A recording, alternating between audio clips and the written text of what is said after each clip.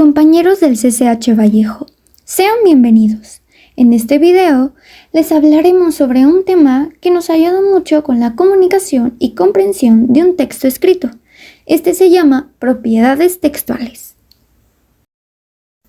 Como en todos los textos, tenemos que tener en cuenta las propiedades textuales, ya que son los pasos para poder escribir un texto claro y que se pueda entender.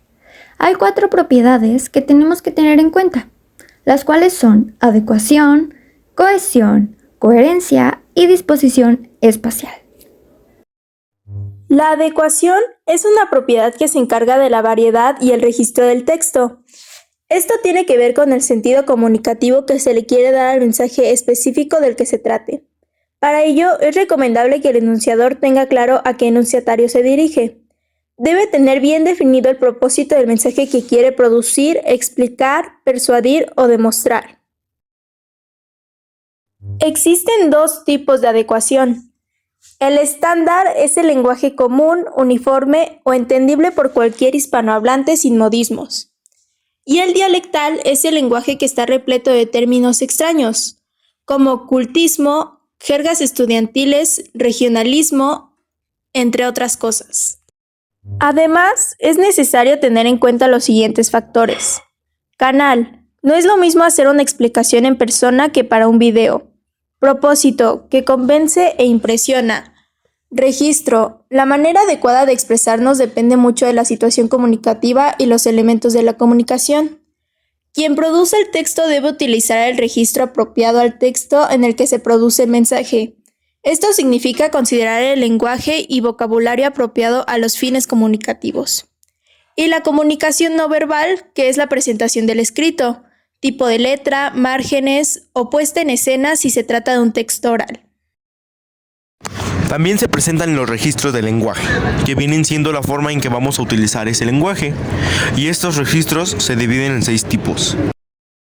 1. General. En este se tratan varios temas a la vez sin dedicarse totalmente a uno en específico. 2. Específico. A diferencia del general, en este sí se va a tratar solo un tema en específico. Número 3. Objetivo. Solo se le va a dar importancia al objeto de conocimiento. 4. Subjetivo.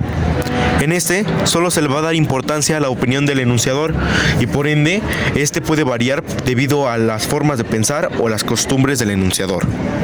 5. Formal.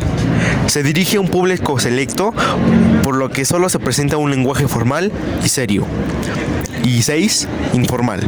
En este, básicamente, es lo contrario que el formal.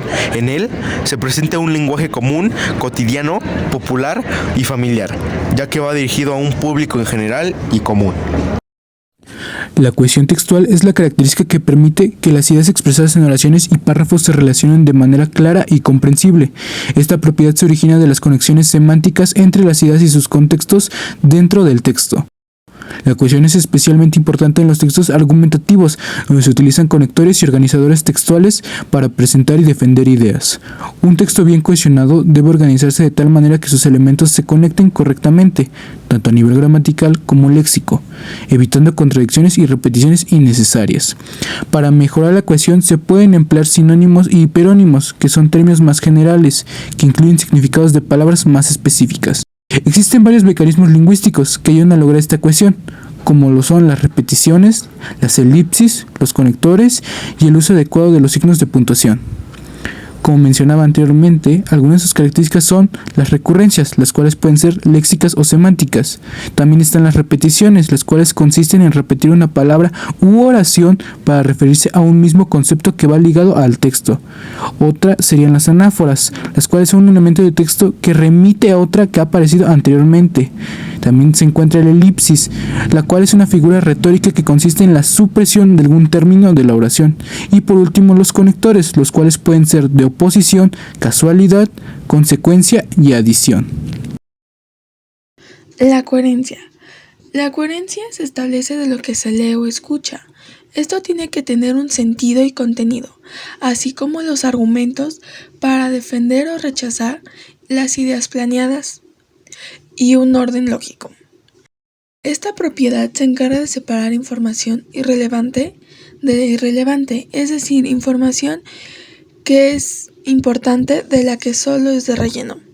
También permite identificar la unidad temática y comunicativa que expresa el texto o la frase oral.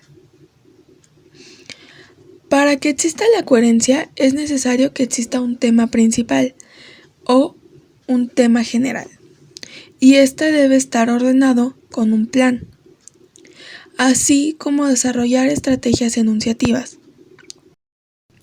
La coherencia tiene mecanismos, los cuales son unidad temática, estructura lógica, no contradicción. La unidad temática son los enunciados que tienen relación con el tema principal o general. La estructura lógica son las ideas que se ordenan en forma jerárquica, es decir, de las ideas más importantes a las ideas menos importantes o relevantes.